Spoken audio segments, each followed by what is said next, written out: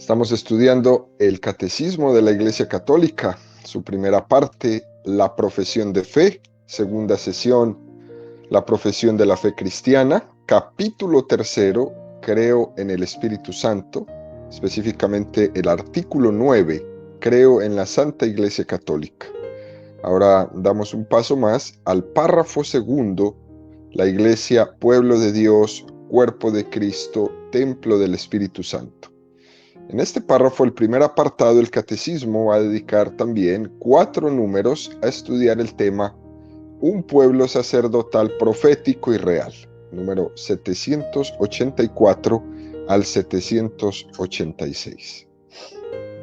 Fijémonos, queridos amigos, que en un principio el término laico significó todos los miembros de este pueblo. Pero a partir del siglo III, este término laico pasó a designar a los que no eran clérigos, a los que no eran sacerdotes, obispos, diáconos, ordenados, ¿no? A partir del siglo III se hizo como esta separación o esta aclaración, digámoslo así, en este término.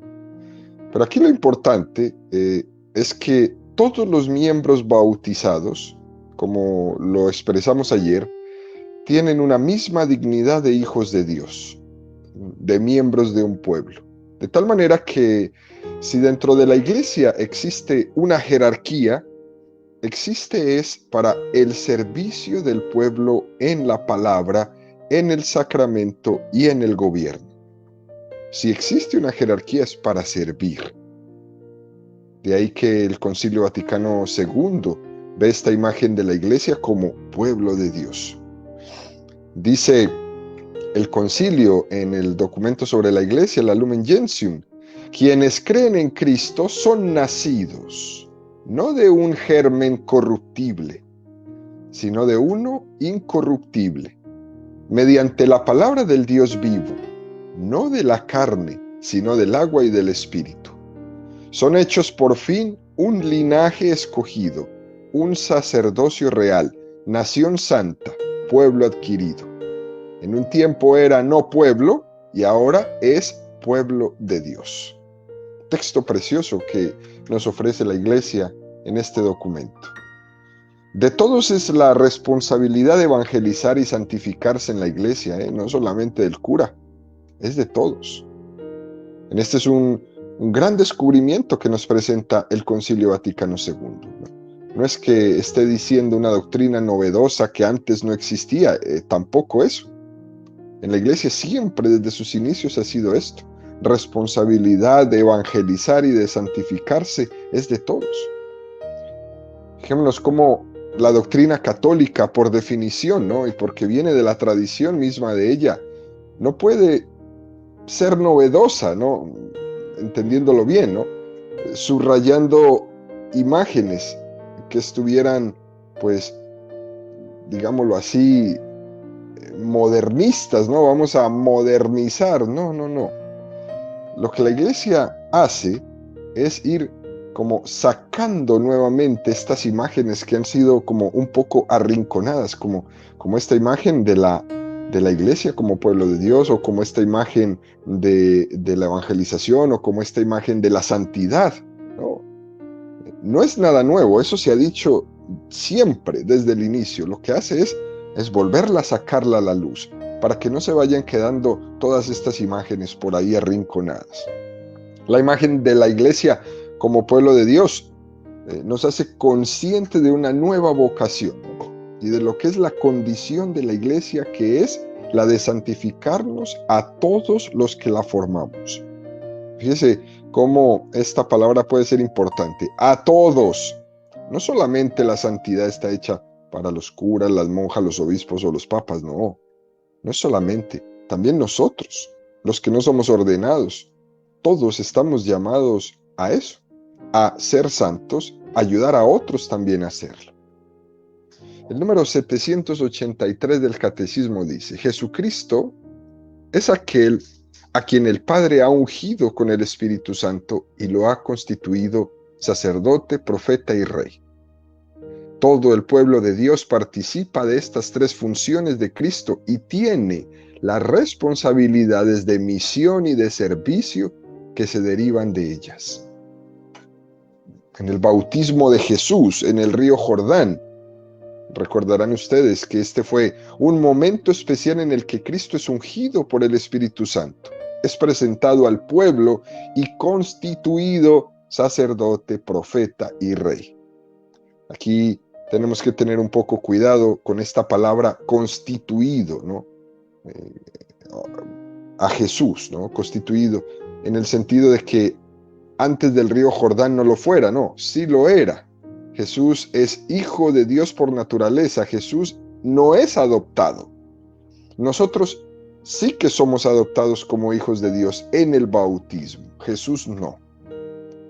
Habría que entender por esta palabra constituido, cómo es que es proclamado públicamente por Dios, no hecho, sino proclamado públicamente por Dios. Por eso el Padre en el río Jordán dijo: este es mi Hijo amado, mi predilecto. En ese momento es cuando resplandece ante el mundo como el sacerdote, como el profeta y como el rey, ¿no? Y fijémonos cómo así lo entiende Juan el Bautista. Y él señala a sus discípulos y les dice: a partir de ahora, seguir a este, no a mí. Ese gesto de humildad tan hermoso que tiene Juan el Bautista ante Jesús, que es tan diferente al gesto que tenemos nosotros los seres humanos, especialmente a aquellos que trabajan en el tema de la evangelización. La gente quiere que le sigan a ellos. Por eso se arman todas estas sectas y sectas, gente siguiendo pastores de un lado para otro, incluso en la misma iglesia. La iglesia siempre dice: cuando cambien a tu párroco, no te vayas detrás de él, tú quédate en tu comunidad. Se fue el padre que me gusta y me voy a la otra iglesia donde se fue. No, tú quédate en tu comunidad, deja que él se vaya. Juan el Bautista dice: ahora no me sigan a mí, ahora lo tienen que seguir es a él. Un gesto perfecto, completamente contradictorio a nosotros, ¿no? No vuelvan allá, vénganse conmigo. No, esas palabras en la evangelización ya no pueden hacer carrera en nuestra vida. Fijémonos cómo la liturgia católica está en estas tres dimensiones del ser de Cristo y la celebramos de diferentes maneras, ¿no? Al final del año litúrgico celebramos, por ejemplo, la fiesta de Jesucristo, Rey del universo, el último día, ¿no?, del calendario católico. Cuando termina el año católico es en la fiesta de Cristo Rey del universo, el último fin de semana de noviembre. Fijémonos cómo también en torno a Pentecostés celebramos la fiesta de Jesucristo, sumo y eterno sacerdote. Para hablar de Jesucristo profeta, no tenemos una fiesta específica, pero lo estamos celebrando siempre porque es Él el que nos proclama la palabra en el Evangelio. Y ahí tenemos estas tres: Jesucristo profeta, Jesucristo sacerdote, Jesucristo rey, y continuamente lo estamos celebrando en la liturgia católica. Esto es que Jesucristo lo recibimos nosotros por el bautismo. Nosotros no somos una cosa distinta a Cristo. Lo que en Él es por esencia, por naturaleza, en nosotros es por adopción. A todos nosotros, cuando fuimos bautizados y nos ungió el sacerdote o el diácono con el santo crisma, se nos dice la siguiente preciosa oración: Dios Todopoderoso, Padre de nuestro Señor Jesucristo, que os ha liberado del pecado y os ha dado nueva vida por el agua y el Espíritu Santo, os consagre con el crisma de la salvación, para que entréis a formar parte de su pueblo, y seáis para siempre miembros de Cristo, sacerdote, profeta y rey. Esta oración se le dice a cada persona que se va a bautizar. Es imposible ser miembro de Cristo si no se es sacerdote, profeta y rey, porque es su propio ser, es su propia naturaleza que es compartida a nosotros. Por eso, en el momento de ese bautismo, tú y yo comenzamos a ser otro Cristo. Es verdad que la tradición de la iglesia ha reservado este otro Cristo que los latinos llamaban alter Christus, ¿no? Al sacerdocio ministerial, ¿no? Se dice que el sacerdote es otro Cristo, que actúa en la persona de Cristo, que hace presente a Cristo como cabeza. Pero todos los cristianos somos otro Cristo, porque recibimos por adopción lo que Cristo es por esencia. Tú y yo somos otro Cristo.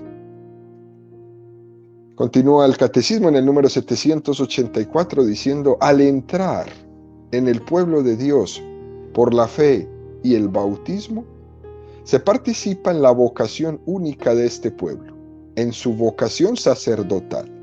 Cristo, el Señor pontífice, tomando de entre los hombres, ha hecho del nuevo pueblo un reino de sacerdotes para Dios su Padre. Los bautizados, en efecto, por el nuevo nacimiento y por la unción del Espíritu Santo, quedan consagrados como casa espiritual y sacerdocio santo. Fijémonos cómo esta afirmación del catecismo, tomada del Concilio Vaticano II, nos subraya que los fieles son sacerdotes en cuanto miembros del pueblo de Dios. Son sellados por el carácter bautismal, que son una nación santa, que son consagrados a ser como hostia viva y aceptable. Y el catecismo nos remite a Romanos 12:1. Os exhorto, pues, hermanos, por la misericordia de Dios, que ofrezcáis vuestros cuerpos como una víctima viva, santa, agradable a Dios. Tal será vuestro culto espiritual. Esta es la exhortación de San Pablo a ejercitar nuestro sacerdocio, porque tú estás ofreciendo una víctima. Tu propio cuerpo, tu propia vida es ofrecida por ti al Padre. Lo propio de un sacerdote es ofrecer un sacrificio a Dios Padre. Dentro de cualquier religión, lo propio de los sacerdotes era ofrecer sacrificios a los dioses. El cristianismo ejercita ese culto espiritual, el culto del ofrecimiento al Padre. Y es sobre todo en la Eucaristía, ¿no? La Eucaristía, que es el culmen de la vida cristiana, donde ejercitamos ese sacerdocio llamado sacerdocio universal o sacerdocio bautismal, al ofrecernos como víctimas al Padre. Toda la vida del cristiano es una vida sacerdotal, es una vida de santidad. Y tiene que culminar en la Eucaristía, en ese ofrecimiento que se hace junto con Cristo en la Eucaristía. Toda tu vida tiene que terminar en la Eucaristía. Por eso es muy interesante cómo se termina la semana en la Eucaristía y se comienza la semana en la Eucaristía. Uno de los números, de los puntos importantes de esta Lumen Gentium, de este documento, es cuando nos dice que Cristo Señor Pontífice, tomado de entre los hombres, a su nuevo pueblo le hizo reino de sacerdotes para Dios. Los bautizados son consagrados como casa espiritual y sacerdocio santo, para que por medio de todas las obras ofrezcan sacrificios y anuncien las maravillas de quien les llamó de las tinieblas a la luz admirable. Han de ofrecerse a sí mismos como hostia viva, santa, grata a Dios. Este tema del sacerdocio es importante que sea bien entendido, queridos amigos, ¿no? A veces nos hemos hecho quizás un enredo en nuestra cabeza con la palabra sacerdote y solamente la dejamos a los presbíteros, ¿no? A los sacerdotes ordenados como ministros. Pero no, debemos hacer referencia de este sacerdocio a todos los bautizados. Esto viene desde el mundo protestante, ¿no? La doctrina de Lutero negó el sacerdocio ministerial, tal como lo entendemos nosotros, como esa vocación específica de los presbíteros, de nuestros sacerdotes, o del cura, para hacernos entender mejor. Lutero afirmaba solamente el sacerdocio común de los fieles, nada más. Y la Iglesia reacciona ante esta herejía de Lutero, resaltando precisamente aquello que Lutero negaba, es decir, resaltando el sacerdocio ministerial sobre el sacerdocio que todos tenemos por el bautismo. Por eso no debemos olvidar, y es que todos por el bautismo somos sacerdotes en el sentido que ofrecemos sacrificios que son agradables a Dios, ¿no? Y que nos unimos a la ofrenda de la Eucaristía de una manera activa, que no somos meros espectadores de lo que hace el sacerdote ministro en el altar, sino que nos unimos en esa ofrenda. Es importante que entendamos nosotros que cuando participamos en esa Eucaristía, no vamos a oír misa, ¿no? Esto de oír misa, un concepto un poco traicionero para nosotros. Parece que el sacrificio lo ofrece el sacerdote en el altar y nosotros solamente somos espectadores aquí abajo, y no es así. Nosotros vamos a participar de ese sacrificio, donde ese sacerdote ministro, con ese sacerdocio ministerial que ha recibido por la sucesión de los apóstoles, por esa ordenación sacerdotal que le ha sido concedida, transforma ese pan y ese vino en el cuerpo y la sangre del Señor. Esto solo lo puede hacer el ministro ordenado como sacerdote. No lo puede hacer el resto de los fieles, aunque nosotros también tengamos ese sacerdocio común. Esta era quizás una de las grandes diferencias de Lutero. Lutero afirmaba que sí, todos somos sacerdotes, pero hasta ahí, y negaba este sacerdocio ministerial. De ahí viene que el primer sacramento que Lutero va a quitar en la Reforma Protestante va a ser la ordenación sacerdotal. Y entonces, al quitar la ordenación sacerdotal ya no hay sacerdotes, por lo tanto ya no hay sacramentos. Y entonces, por ejemplo, para ellos, algunos de ellos, cualquiera bautizado puede perdonar pecados. Hasta ese extremo se llega quitando este sacramento del orden sacerdotal. No es así. Junto con Cristo, ofrecemos al Padre toda nuestra vida, todas nuestras necesidades, ese mundo del trabajo, ese mundo de la familia. Cuando dice el sacerdote, por Cristo, con Él y en Él, a ti Dios Padre Omnipotente, el fiel se une a ese ministro sacerdote diciendo, amén, así sea. Toda la vida queda ahí, en Cristo, por Cristo, con Él y en Él. Ejercitando ese sacerdocio en su ofrenda, nosotros decimos amén, que así sea. En la tradición de la Iglesia, diferente a la tradición protestante, el sacerdocio ministerial y el sacerdocio bautismal han sido claramente afirmados para que no se confundan. Y nos refiere al texto del Apocalipsis 1, 5, 6. Y de parte de Jesucristo, el testigo fiel, el primogénito de entre los muertos, el príncipe de los reyes de la tierra, al que nos ama y nos ha lavado con su sangre de nuestros pecados, y ha hecho de nosotros un reino de sacerdotes para su Dios y Padre. A Él la gloria y el poder por los siglos de los siglos. O la primera de Pedro 2:5, también vosotros, cual piedras vivas, entrad en la construcción de un edificio espiritual, para un sacerdocio santo, para ofrecer sacrificios espirituales aceptos a Dios por mediación de Jesucristo. Todos los cristianos tenemos un sacerdocio santo como piedras vivas para ofrecer sacrificios espirituales. Esto es lo que es más propio de los bautizados. Y lo leemos en el Salmo 50, cuando las personas que tienen la tradición de leer el oficio de las horas, los viernes se lee el Salmo 50 y dice: los sacrificios no te satisfacen. Si te ofreciera un holocausto, no lo aceptarías. Mi sacrificio, Señor, es un corazón quebrantado y humillado. Un corazón quebrantado y humillado, tú no lo desprecias. Ese es el verdadero sacrificio. Ese sacrificio espiritual que hace todo cristiano como sacerdote.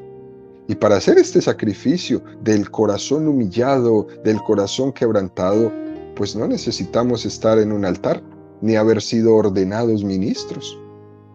Éxodo 19, 5, 6. Ahora pues, si de veras escucháis mi voz y guardáis mi alianza, vosotros seréis mi propiedad personal entre todos los pueblos, porque mía es toda la tierra. Seréis para mí un reino de sacerdotes y una nación santa. Estas son las palabras que has de decir a los hijos de Israel. Seréis un reino de sacerdotes porque recibiréis la capacidad de hacer sacrificios a Dios. Isaías 61, 6. Y vosotros seréis llamados sacerdotes de Yahvé, ministros de nuestro Dios os llamará. La riqueza de las naciones comeréis y en su gloria les sucederéis. Vémonos cómo en Cristo ocurrirá todo esto. Y por la unión que tenemos con Él en el bautismo, nosotros hemos sido configurados como sacerdotes con Cristo. ¿Y cuál va a ser nuestro ser de sacerdotes o nuestro hacer como sacerdotes? Hacer sacrificios a Dios. Primera de Pedro 3:15. Al contrario, dad culto al Señor. Cristo es en vuestros corazones, siempre dispuestos a dar respuesta a todo el que os pida razón de vuestra esperanza. Con Cristo en vuestros corazones, siempre dispuestos a dar respuesta a todo el que os pida razón de vuestra esperanza.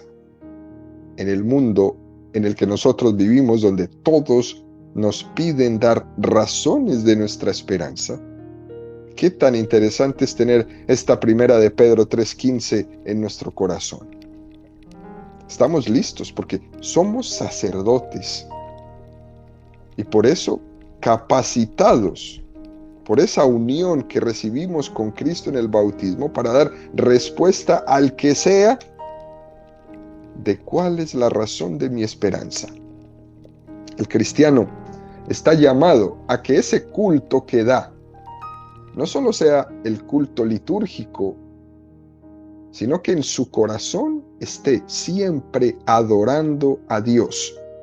¿Qué significa esto, queridos amigos? Y subráyelo por ahí. Que mi corazón sea un altar. Que mi corazón sea un altar. Continúa el catecismo en el número 785 diciendo: el pueblo santo de Dios participa también del carácter profético de Cristo. Lo es sobre todo por el sentido sobrenatural de la fe, que es el de todo el pueblo. Laicos, jerarquía, y cuando se adhiere indefectiblemente a la fe transmitida a los santos de una vez para siempre, y profundiza en su comprensión y se hace testigo de Cristo en medio de este mundo. Tenemos que rescatar esta palabra profético nuevamente. Hoy el mundo protestante, especialmente las sectas, se dedican pues a llamarse profetas. Nosotros tenemos que rescatar esta palabra profético de un sentido bastante unilateral que puede deformar su sentido profundo, ¿no? Porque se ha hecho de la palabra profeta un sinónimo como de adivino, ¿no? La palabra profeta significa enviado de Dios para anunciar su palabra. Enviado de Dios para anunciar su palabra. En el Concilio Vaticano II se afirma nuevamente que todos los bautizados hemos recibido el don del Espíritu Santo para comunicar o transmitir a los fieles la luz del Espíritu Santo a través de la palabra. Es decir, Dios nos ha hecho profetas para comunicar, para transmitir la luz del Espíritu Santo. Primero, para comprender la palabra de Dios en su más profundo sentido. Y segundo, para constituirnos en testigos delante de los demás. Si es que no es solamente echar el agüita en la cabeza, no. Es constituirme un testigo, ¿no?, delante de los demás. Pero también es recibir la capacidad para comprender la palabra de Dios. Es verdad que algunas veces puede existir como este peligro de esta tendencia un poco iluminista, ¿no? Porque si cada uno recibe la luz del Espíritu Santo por su cuenta, al final tendríamos tantas interpretaciones de la Sagrada Escritura como personas existen en el mundo. Pero a pesar de esto, hay que hacer la afirmación de que por el bautismo recibimos este don de ser profetas en comunión con la iglesia. El don se le da a todo bautizado para comprender la palabra, claro que sí. Pero ese don se tiene que recibir en comunión con la iglesia, porque si no se recibe en comunión con la iglesia, entonces esa capacidad de entender la Sagrada Escritura, pues cada uno la va a hacer a su manera. Y se van a hacer tantas interpretaciones de la Escritura como personas existen. Aquella famosa expresión de Santa Teresa que decía que cada vez que leía la palabra de Dios encontraba en ella nuevos sentidos, ¿no? 1000 sentidos, decía Santa Teresa, que antes no había descubierto aunque hubiera leído el mismo texto. Porque leía la palabra de Dios a la luz de esa vocación profética de comprender más profundamente y por tanto ser más testigo de esa fe delante de los demás. Pero siempre en comunión con la iglesia. Leer la Escritura como bautizado, Dios me ilumina y me la hace comprender. Y en comunión con la iglesia me hace ser testigo de esta fe en frente de los demás. Esta vocación la tenemos todos los bautizados. Incluso en este número señala que nosotros creemos que la iglesia tiene garantizada una infalibilidad cuando todos los fieles se adhieren a la recepción de la fe. Fijémonos cómo la infalibilidad no solo está limitada al Papa cuando habla ex cátedra o al conjunto de los obispos cuando enseñan en comunión con el Papa una doctrina. En esa creencia común se garantiza que es el Espíritu Santo y Dios el que está asistiendo. Y es posible que en este punto nos podamos ir como confundiendo, ¿no? De hecho, fijémonos cuando el Papa Pío IX decretó el dogma de la Inmaculada Concepción de María. El Papa decreta desde el pontificado, ¿no? María es la Inmaculada Concepción. Pero el Papa lo hizo sabiendo que el pueblo católico creía desde siempre que María era inmaculada. Lo que el Papa hizo es poner de manifiesto este dogma de María Inmaculada, pero el pueblo de Dios lo ha creído desde siempre. Incluso aunque la iglesia no lo hubiese proclamado, ya el pueblo lo creía. Podríamos llegar a decir que desde que el pueblo entero lo creía, ya era una doctrina infalible. Lo único que el Papa, ya cuando hace una expresión magisterial, simplemente está como firmando eso que el pueblo ya creía desde siempre. Y casos como estos hay por todas partes, ¿no? Cuando San Agustín tiene una controversia contra ese famoso hereje de nombre Pelagio que negaba la necesidad del bautismo, a lo que San Agustín recurrió a un argumento diciendo: todos los fieles católicos bautizan a sus niños y el pueblo de Dios no se puede equivocar. Si el Espíritu Santo está inspirando a toda la iglesia para que se bauticen a todos los niños pequeños, no se puede decir que ese bautismo no es necesario. Esto puede ayudar también a estos que se mantienen por ahí presionando a las familias para que no bauticen sus niños pequeños. Fíjese San Agustín cómo le responde a este hereje Pelagio. Si todos lo están haciendo, están inspirados en toda la iglesia para que bauticen a todos los niños pequeños, no se puede decir que ese bautismo no es necesario.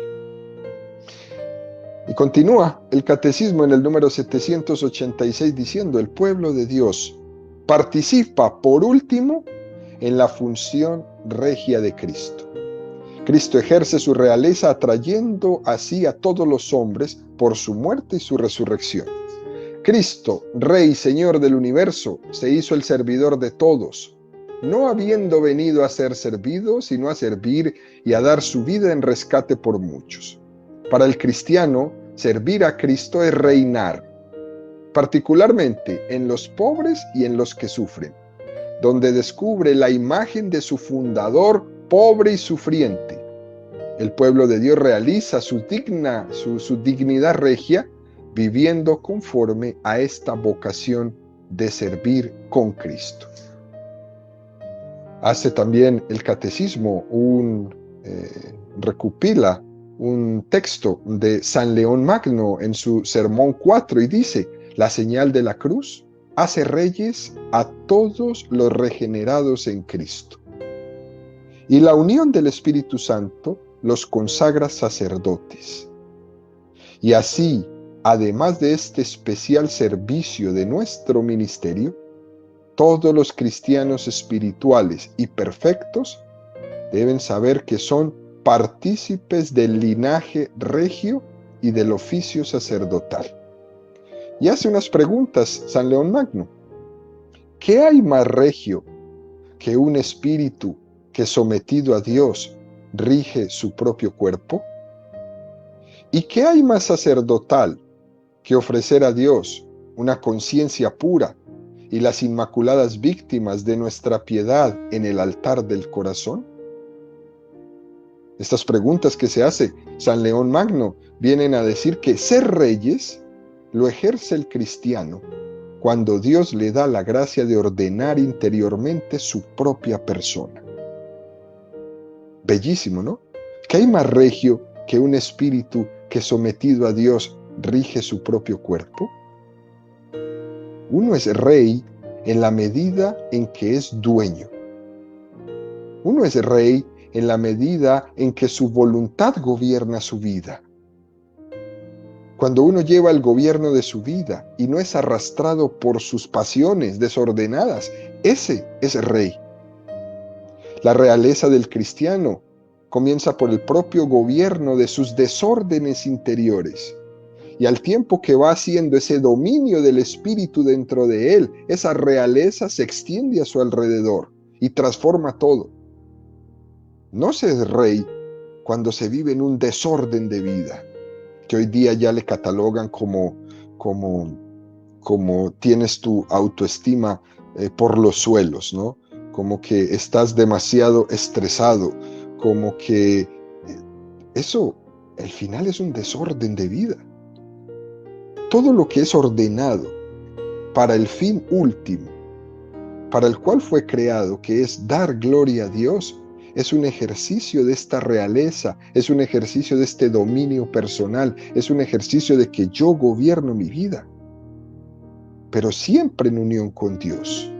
Por tanto, ser rey es ejercitar ese orden interior y ese orden exterior de la sociedad. ¿Por qué esta sociedad está de patas para arriba? Pues porque ya no está Dios, porque ya no hay realeza.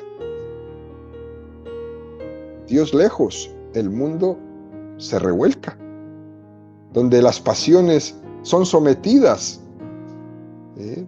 donde las pasiones son las que mandan y no la voluntad.